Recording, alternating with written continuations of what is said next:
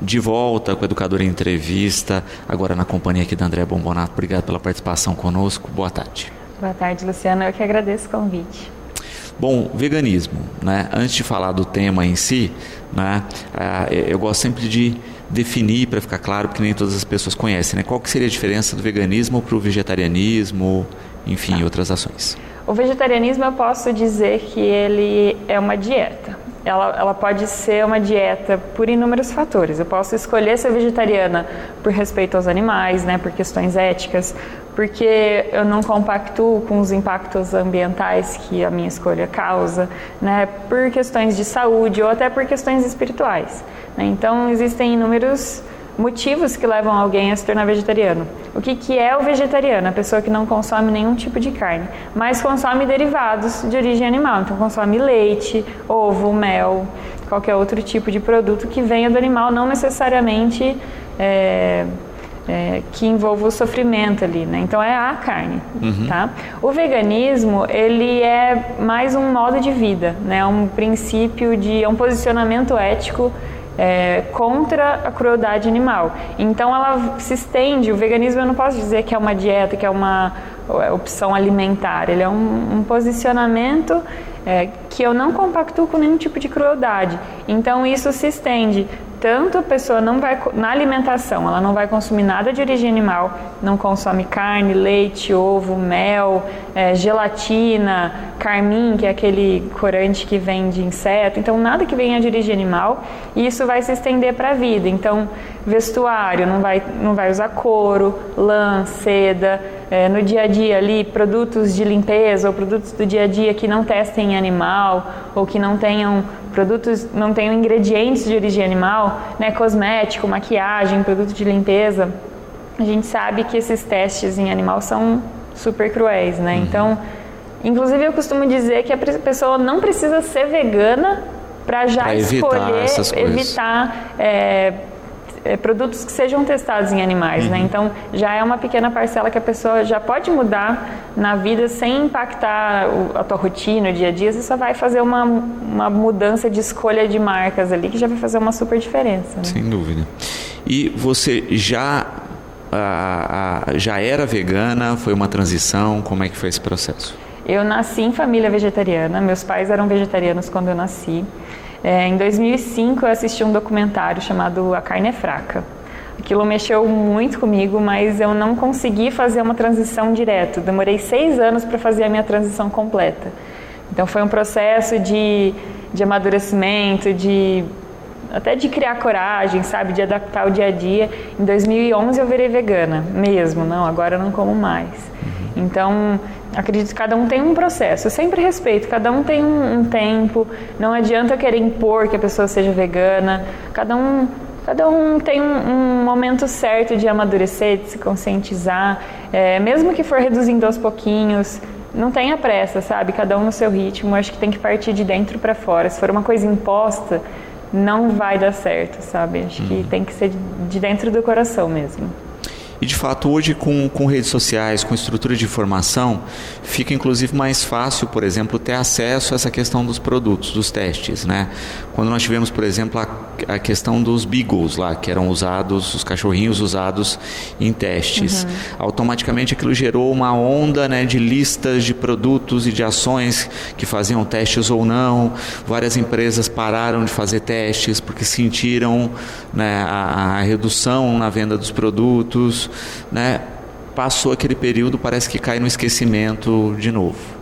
Essas ações midiáticas, elas são boas para conscientizar as pessoas. E automaticamente, quando você conscientiza as pessoas, você muda o sistema.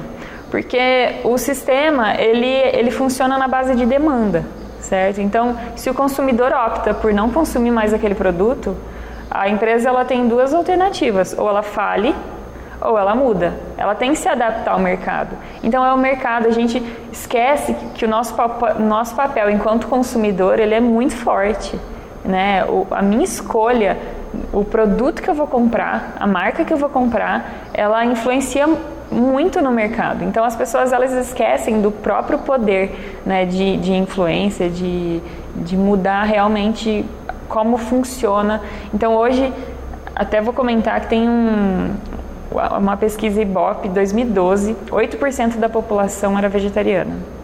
2018, a mesma pesquisa do Ibope, 14% da população. Então, em 6 anos, a gente quase dobrou a população, né, de vegetarianos e veganos no país.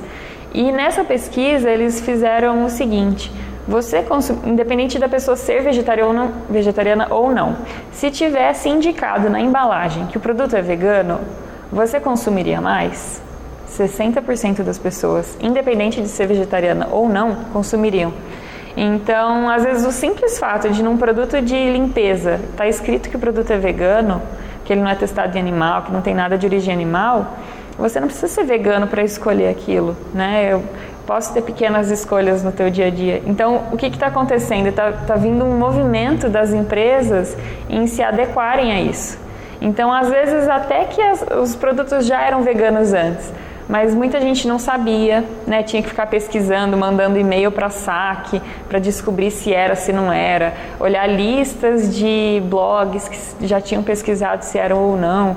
Então, hoje em dia, com esses, colocando na embalagem, está facilitando, está aumentando o consumo. E aquelas empresas que não estavam se adequando, elas estão começando a ficar para trás. Então, está começando a ter essa mudança de mercado. Todo mundo fica pensando em uma alimentação, né? Primeiro vamos falar do ponto de vista saudável. Não necessariamente. Não necessariamente.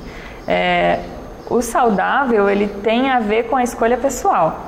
A pessoa pode escolher ser saudável ou não, comendo carne ou sendo vegana. Então, eu posso viver de lanche, batata frita e guloseimas, mesmo sendo vegana. Isso não necessariamente vai ser saudável, né? Então, são escolhas pessoais. Isso a gente tem que desmistificar. Justamente porque acaba gerando um distanciamento. Não, eu não estou disposto a ser saudável. Não, você não precisa ser necessariamente saudável. A dieta vegetariana estrita, né, vegetariano estrito, só para contextualizar, o vegetariano que também, além de não consumir carne, não consome nada de origem animal na alimentação. Então, eu posso dizer que um vegano é um vegetariano estrito que expande essa ideia, esse conceito para as outras áreas da vida. Mas a dieta vegetariana estrita, quando eu considero ela que não consumindo industrializados ou coisas que realmente não são saudáveis, comparando a alimentação em si, ela é comprovadamente mais saudável, né? Você ganha anos de vida, qualidade de vida, reduz probabilidade de inúmeras doenças, inclusive diversos tumores. Isso é comprovado, né? Então, mas a escolha de comer açúcar ou não, ela é uma escolha pessoal, de comer fritura ou não, ela é uma escolha pessoal. Então, eu não posso necessariamente dizer que o vegano é saudável. Inclusive, tem várias guloseimas veganas saindo no mercado hoje, né? A gente tem inúmeros chocolates, porque antigamente era mais difícil, né, achar chocolate vegano. Você só achava o chocolate amargo, né, o 70%. Hoje em dia, você tem aquele chocolate docinho. Isso é saudável? Não necessariamente. Às vezes tem um monte de gordura hidrogenada ali, exatamente, né? Mas são alternativas bacanas, né? Agora, a dieta vegetariana sem nada de origem animal no dia a dia, ela é inclusive mais saudável e mais barata. Porque a carne é a maior parte do orçamento, né, no almoço. Ainda mais atualmente. Ainda mais hoje, que está super cara. Mas no dia a dia ali, você montar um prato balanceado, um arroz, feijão, legumes, verdura, uma salada, isso é extremamente completo, né? Montar um prato colorido, além de ser completo, vai ser muito mais barato, né?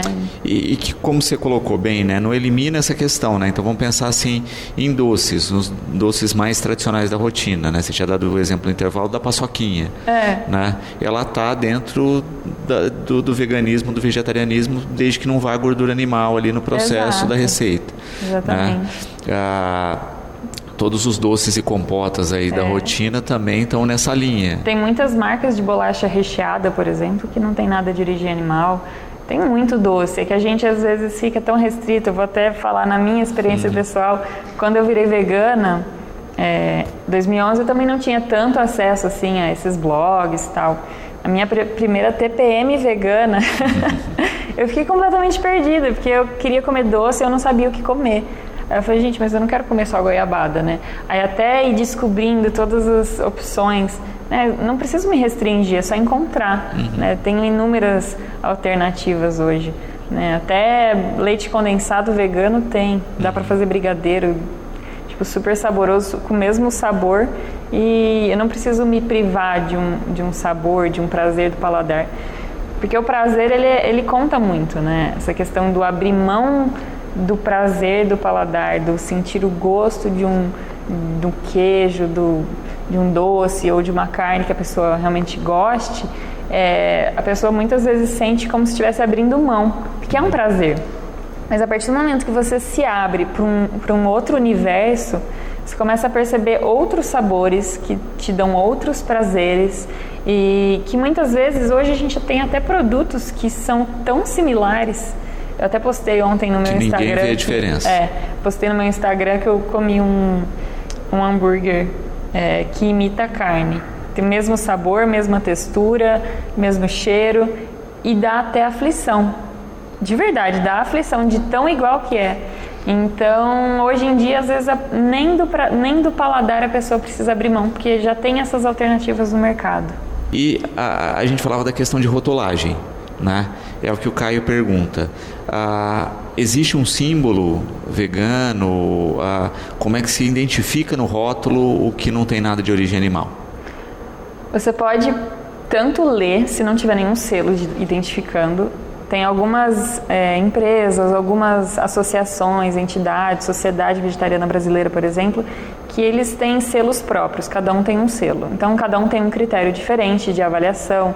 Tem alguns que avaliam só o processo produtivo, tem outros que avaliam o processo produtivo e a cadeia produtiva, então todos os fornecedores. Então, cada selo tem um critério diferente. Tem alguns que vão só escrever que o produto é vegano e você tem que confiar que... porque não existe alguma auditoria em cima daquilo, né? Mas existe a possibilidade também de ler o rótulo. Então, se não tem nada de, por exemplo, de origem animal, que seria um carmim, que é um corante vermelho, né? Um leite, soro de leite, derivado de, por exemplo, um ovo. Tem esses são os mais fáceis de você ler e encontrar. Então, mel também, por exemplo. Mas no dia a dia, se não tiver o selo, você tenta pelo menos identificar no rótulo.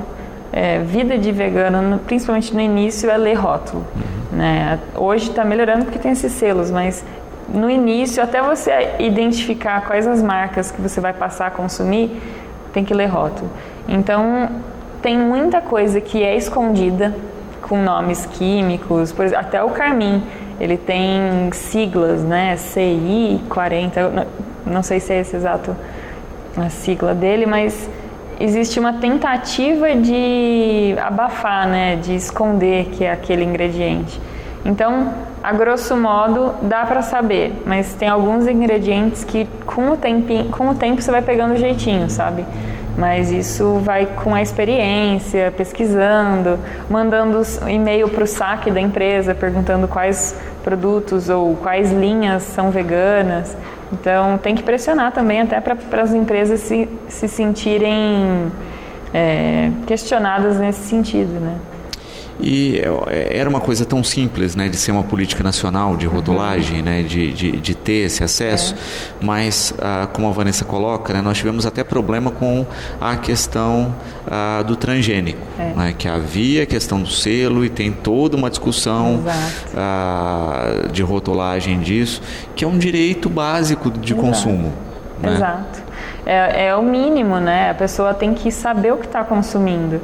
Só que existem interesses econômicos, comerciais, de empresas muito grandes que acabam ditando as regras ali, né? Infelizmente, a gente está na mão deles.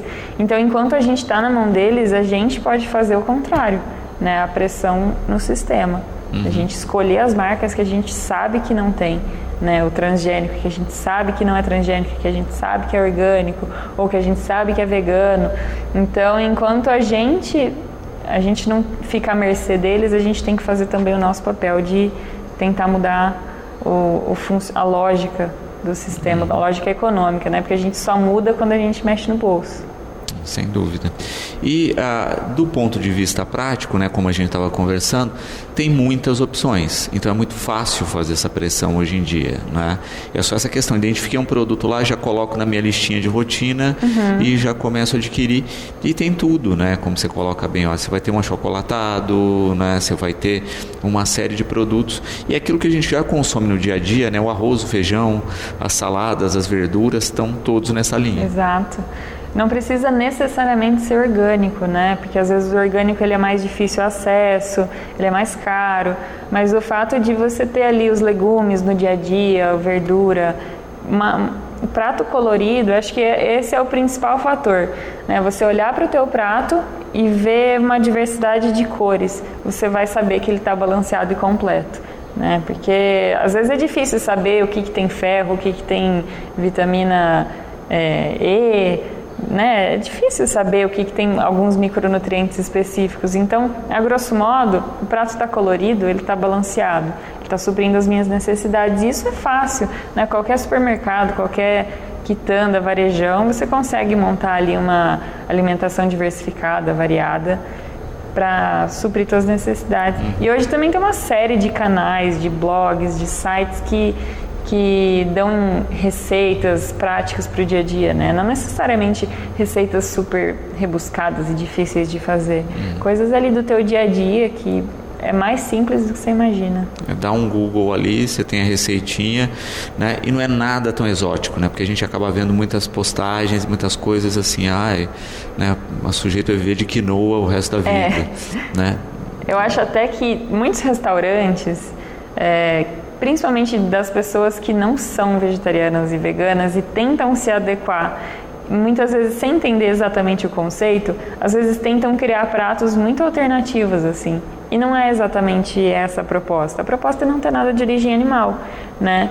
Então, não precisa ser nada muito rebuscado, com coisas muito alternativas. Ali no dia a dia, sabe? É tão prático, é tão fácil. Eu até brinco, até comentei com você no intervalo, muita gente fala, nunca comi nada vegano. Nossa, mas você nunca comeu uma maçã, sabe? Nunca comeu um arroz e feijão com legumes ali, um macarrão, um molho sugo. Então, é mais fácil, está mais presente no nosso dia a dia do que as pessoas imaginam. É que às vezes a gente fica tão bitoladinho em consumir... Batata frita é vegana. Batata frita é vegana. Então... às vezes a gente fica bitolado em consumir sempre as mesmas coisas e esquece de ver todo o universo de opções que a gente tem também, né? Maristela, parabenizando aí, né, pela fala, pelas informações e colocando justamente isso, né, que já tentou por 2 vezes, né, o vegetarianismo, mas que sempre fez errado, né? Fazia uma dieta restritiva e acabava ficando doente. Né? Isso é muito comum, né? A questão da falta de orientação, a pessoa tentar e comprometer no primeiro momento a saúde, porque esquece da gama de possibilidades. Exato. O problema é tirar e não readequar. Se você tem um prato que você está acostumado ali comer arroz, feijão, uma rodelinha de tomate e um bife, aí você tira o bife, realmente... Você vai ficar incompleto ali, você vai ter uma deficiência nutricional, você vai ter uma fraqueza. Agora, rebalancear o prato, entender quais outras possibilidades você tem. Eu sempre falo para, ao invés de começar tirando, começar acrescentando. Então, primeiro começar experimentando receitas novas, experimentando alimentos que eu nunca tinha comido, né? Primeiro entender qual que é a variedade que eu posso ter de opções, para daí você começar a tirar. Porque senão... Adapta o paladar primeiro. Adapta o dia a dia, a tua rotina, e não dá aquela sensação de perda, né? Não dá aquela sensação de restrição. Porque você não está se restringindo, né? Você está fazendo uma escolha. Então... uma escolha de outros alimentos em detrimento daquela carne, né? Ao contrário, você está só substituindo, eu não estou me restringindo, eu não estou me privando, né? E quando as pessoas tentam fazer a transição só tirando, muitas vezes acaba acontecendo isso e a pessoa volta para trás. Eu sempre falo até para a pessoa começar tirando aos poucos. escolhendo um dia na semana. Hoje a gente tem o movimento Segunda Sem Carne, que é para a pessoa um dia na semana não consumir nada de origem animal. Então, o que acontece? Um dia na semana, você vai começar a repensar a tua rotina, planejar teu prato, se abrir a novas experiências, e isso vai automaticamente espalhando, né? Tipo, você vai se acostumando com aquilo e aquilo vai se estendendo para o resto da tua semana naturalmente. Porque se é de uma hora para outra, muitas vezes a pessoa fica perdida, né? Não sabe muito bem para onde correr. Então, um dia na semana, depois 2 dias na semana e devagarinho num processo, né? Acho que fica muito mais consistente. Porque é até triste, né? Ela tentou, 2 vezes. E tem muita gente que tenta e volta para trás. E aí o que acontece? A probabilidade dessa pessoa querer tentar de novo mais para frente é muito menor.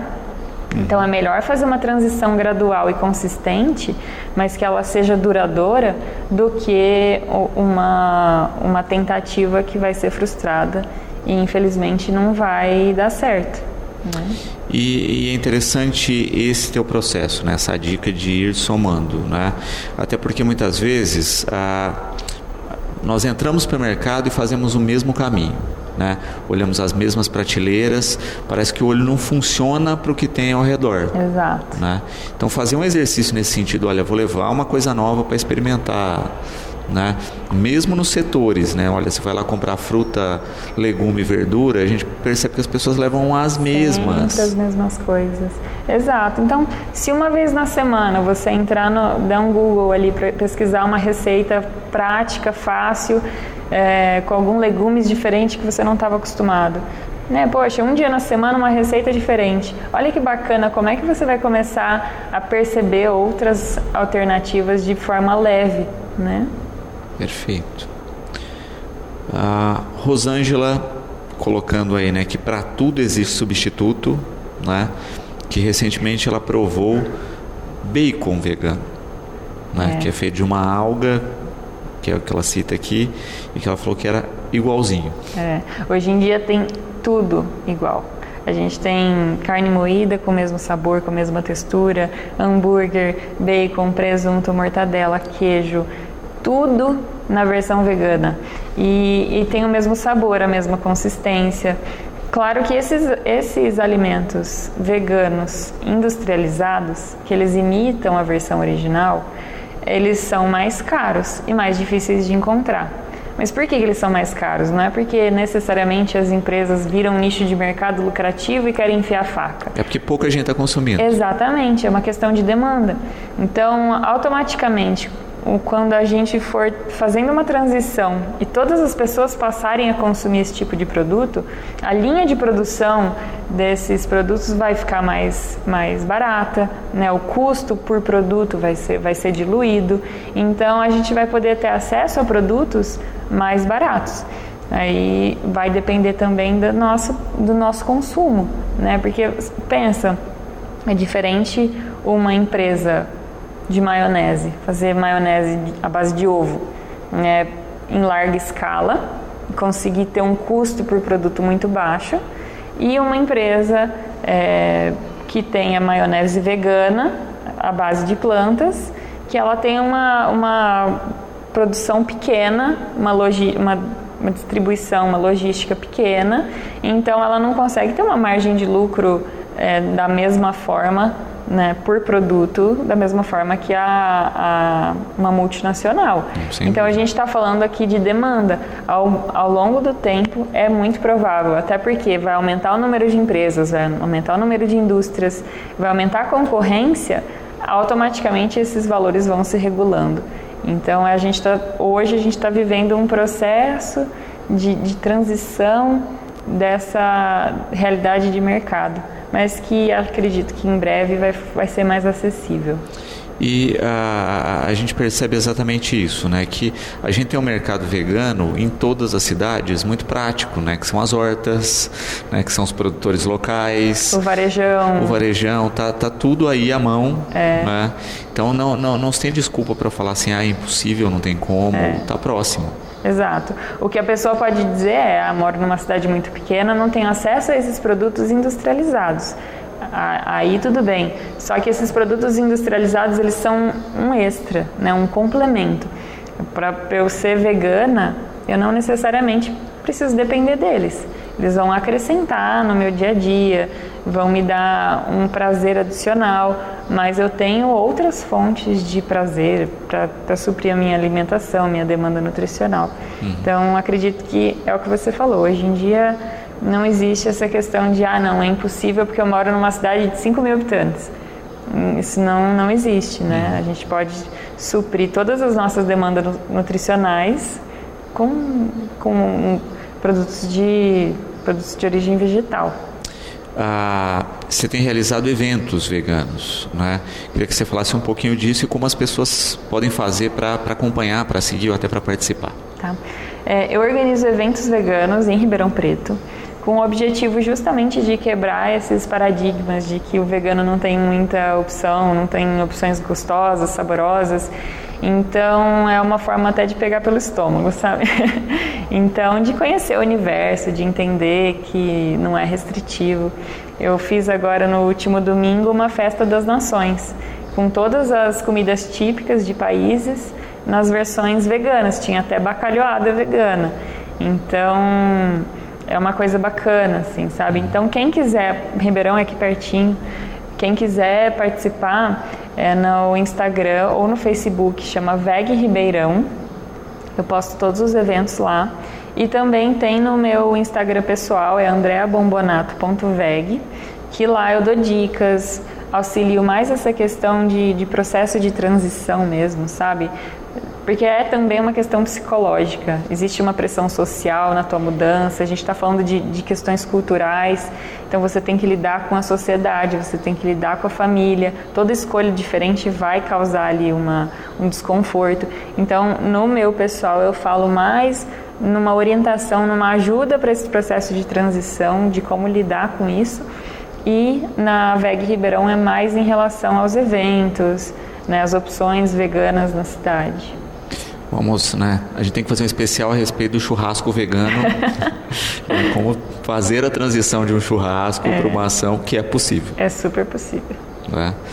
André, como sempre, eu tenho só a agradecer a participação aqui conosco, deixar o programa à disposição sempre, esperar realmente, né, que a gente tenha cada vez mais essa consciência de entender todo o processo, porque muitas vezes a gente vê as falas distorcidas por falta de conhecimento mesmo. Esperar que no futuro a gente tenha uma rotulagem de produtos cada vez mais clara, né, a respeito de produtos veganos, a respeito de produtos transgênicos, enfim, né, que o consumidor tenha a possibilidade de exercer o seu direito democrático de saber o que está comendo. Exato. Tá certo? Obrigado pela participação, um ótimo final de ano e o programa está sempre à disposição. Eu que agradeço, Luciana, é sempre um prazer estar aqui, ainda mais falando de um assunto tão bacana. Estou sempre à disposição. Muito obrigada, bom fim de ano.